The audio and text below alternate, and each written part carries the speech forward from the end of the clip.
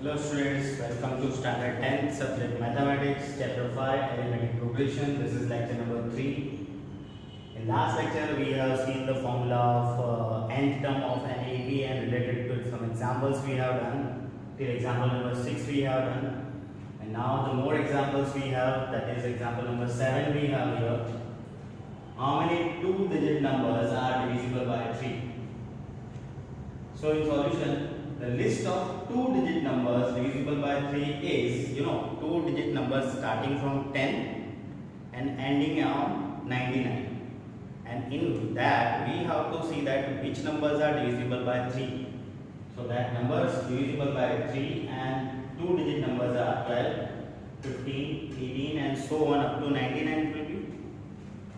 This will be the list of the numbers of 2-digit divisible by 3. In this list, if you see 15 minus 12 equals to 18 minus 15 equals to 3, means always the difference between the two consecutive terms is a common difference D. It's 3. So it's an AP. It is an EP. With A equals to 12, the first term, D equals to 3, the common difference, and the last term AN equals to L is the last term is 99.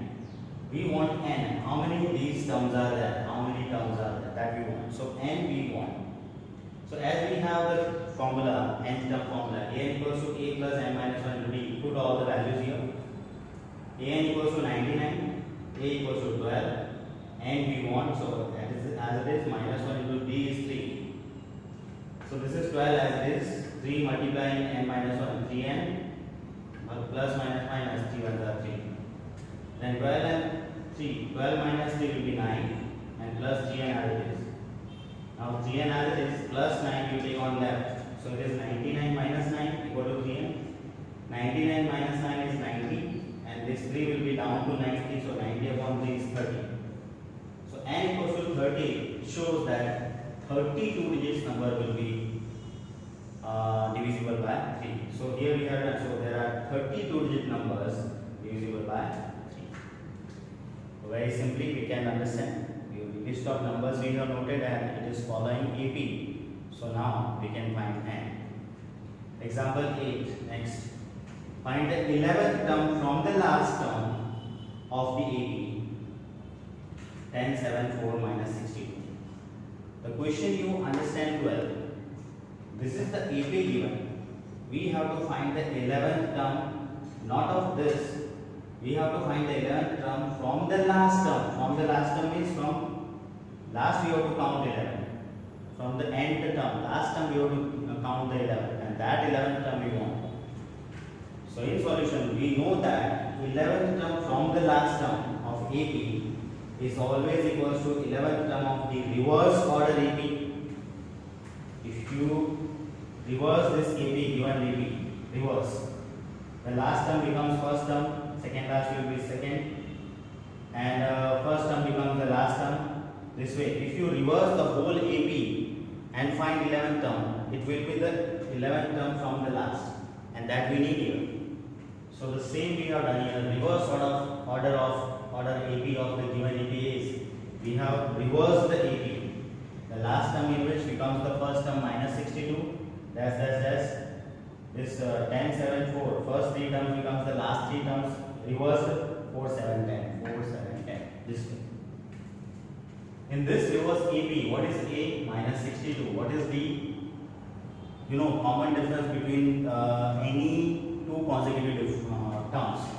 So 2 consecutive terms are taken 10 minus 7. 10 minus 7 equal to 3. In reverse AP, D is 3.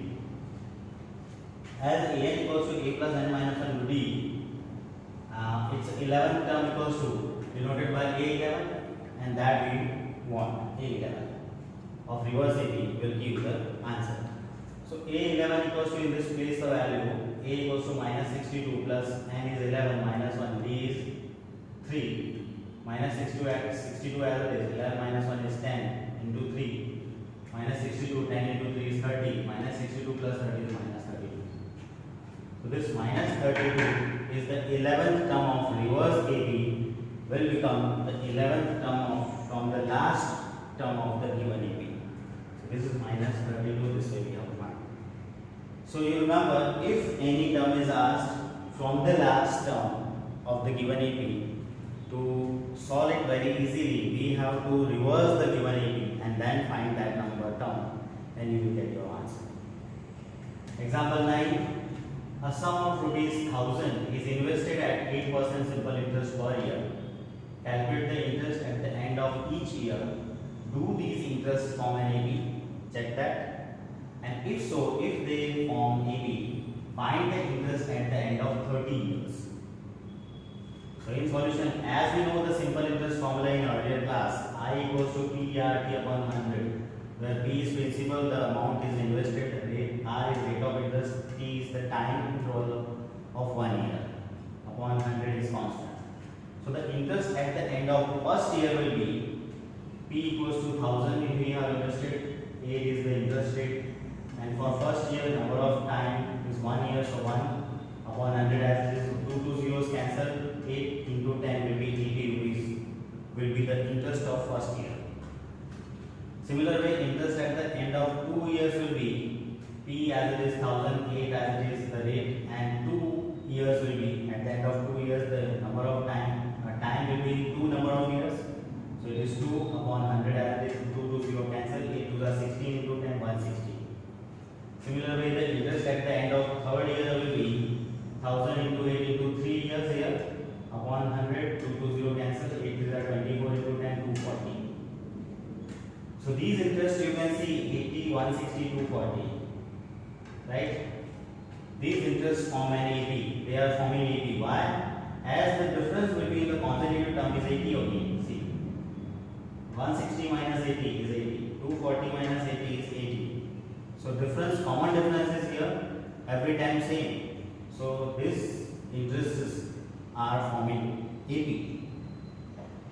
Okay, consecutive term 80. Where B equals to 80, difference is 80, and the first term A is also first year's interest, A is also 80. A 80, D also 80 in the same. Now, if they are following AP, we have to find the interest at the end of 30 years. So, interest at the end of 30 years by A equals to A plus N minus 1 into D. We can use this formula because these interests are following AP. So, AP formula we can use A equals to A plus N minus 1 into D. We want 30 years interest, so A30 we want, A30 equals to A is 80 as we have, plus 30 minus 1, 30 years means 30 minus 1 into D is 80 here. So that is 80 plus 29 into 80. If you calculate this, you will get rupees 2400.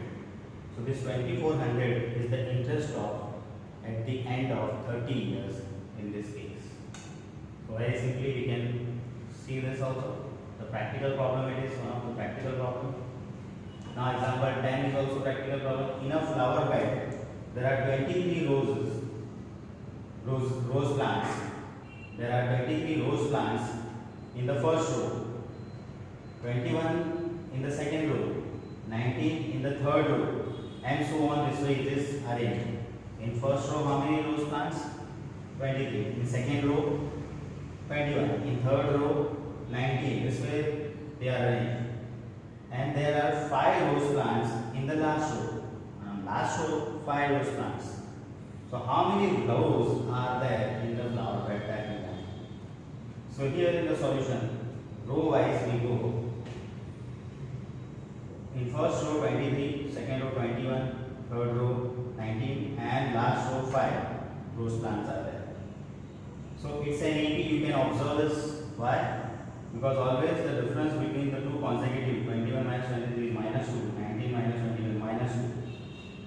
So it is an AP with A equals to the very first term 23, D equals to the difference 21 minus 23 is minus 2, and AN is the last rose plants, or last term is 5. We need how many rows? That means we need N. If we find N, that will be the answer here. That will show the number of rows in this case. So as we know the formula for in AP, AN equals to A plus N minus 1 into D. That implies AN is 5, the last term 5, equal to A is 23. That is plus N we want minus 1 as it is, and D is minus 2 placed. Then implies 5 as 5 equals to 23 as 23. Minus 2 into n minus 1 into 2. Minus 2 into n minus 2n. Minus minus plus 2 1 are 2. Then take this minus 2 on 2n on left side, it will be plus 2n. And here it is 23 plus 22, 25. And this plus 5 on the left, you take on right, it will be minus 5. And 25 minus 5 is 20. So 2n equals to 20. So what will be n equals to, dividing by 2, you will get 10. n equals to 10. Shows there are 10 rows in the flower bed. So this way the practical problems we have to see carefully if they are related with the AP, means list of numbers in that practical problem we are getting as they are following AP. So we can use the AP's formula, nth term formula, n equals to a plus n minus 1 into b, and relevant any question we can solve and we can get our answer this way and this way. So you are suggested to write down these all examples till 10 number example we have done, and after that in the textbook we have exercise 5.2. So this is your homework that you have to solve exercise 5.2, in which you will find all the examples as we have done from example number 3 to example number 10 here.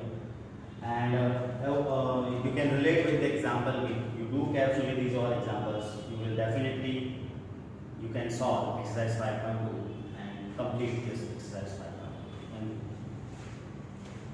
Thank you.